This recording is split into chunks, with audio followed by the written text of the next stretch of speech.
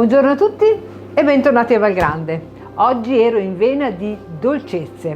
Sì, un po' perché fuori il tempo non ci aiuta tanto. I lavori di giardinaggio li abbiamo, momentaneamente sospesi.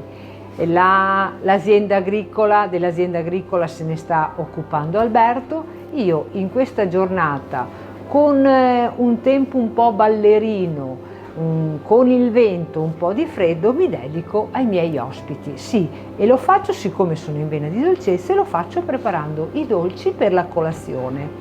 E vi dirò di più, ho utilizzato il cioccolato che mi avevano regalato e che avevo in quantità dopo le festività pasquali. Infatti ho preparato dei dolci per la colazione della mattina utilizzando cioccolato e yogurt.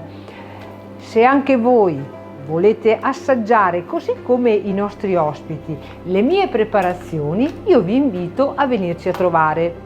Ma lo potete fare anche con la curiosità di assaggiare gli altri piatti che via via durante la settimana noi prepariamo per gli ospiti che vorranno trascorrere con noi i loro momenti conviviali, che possano essere pranzi o cene, però sempre con la prenotazione.